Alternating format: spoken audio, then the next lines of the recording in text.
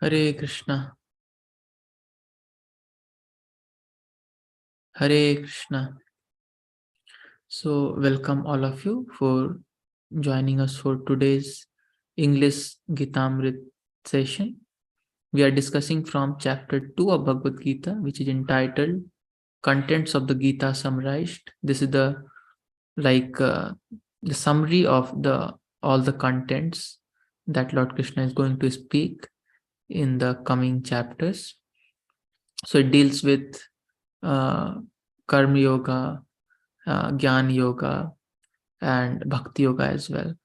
So we are just concluding with the chapter 2. We are just doing the last part of the chapter 2. So let us begin today's class with prayers.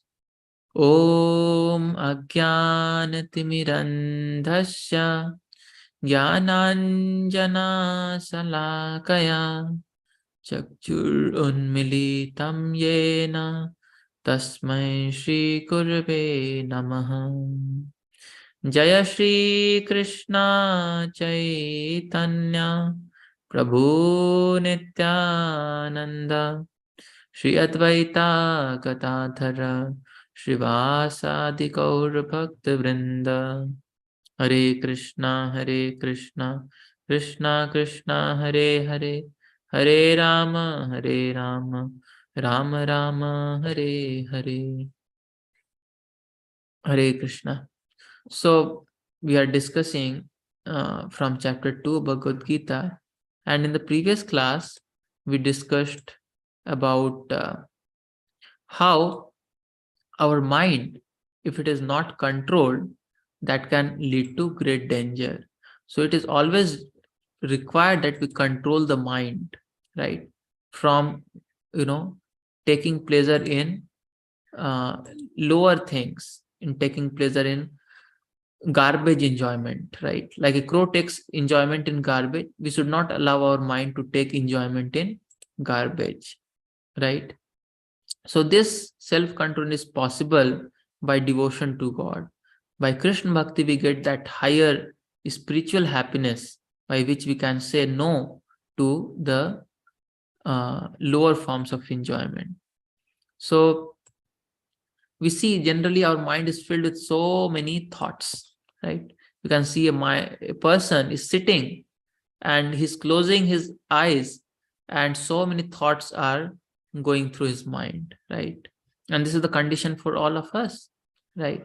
So generally, whatever we see, whatever we hear, whatever we talk, whatever we eat, all these things have an effect on our mind, right? They all go inside and go into your mind, and then it becomes difficult to control the mind. Therefore, if we want to be safe, right, then we should give good inputs from each of these organs. With our eyes, we can see the beautiful form of Lord Krishna in the temples, right? In India, we find there are so many temples having deities of Lord Krishna, right? There are so many famous temples like in Jagannath Puri, Rameswaram, Badrinath, and also in Vrindavan there are so many temples like Radha Raman, Radha Govindev. So we see all these beautiful deities, and that gives a wonderful, input, wonderful food for eye, right? Fish for eyes.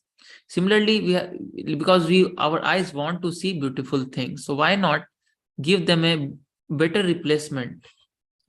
Instead of seeing some mundane things, they can focus on seeing the beautiful form of Lord Krishna.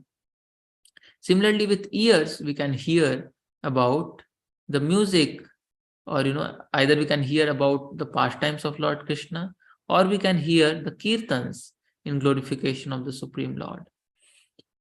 With our tongue, we can taste the food which is offered to Lord Krishna, which is called prasadam, right? And we can also talk about Krishna, we can chant his holy names, we can read books like Bhagavad Gita. That is the proper use for the tongue, right? And with our nose, we can smell the flowers which are offered at the lotus feet of the Lord, the tulsi which is offered to the Lord. And with our mind, we can remember the beautiful pastimes of Lord Krishna, the instruction of Lord Krishna in Bhagavad Gita, as well as his beautiful form, different, songs glorifying him. So that is the proper use of our mind. So in this way, we can engage each of these different uh, faculties in serving the Supreme Lord. So then next, so this was the thing that we had to discuss in today's session, because even if one of the senses is not employed properly, then what happens? It can carry away our intelligence, right? Even one of the agitated senses can carry away our intelligence, like that.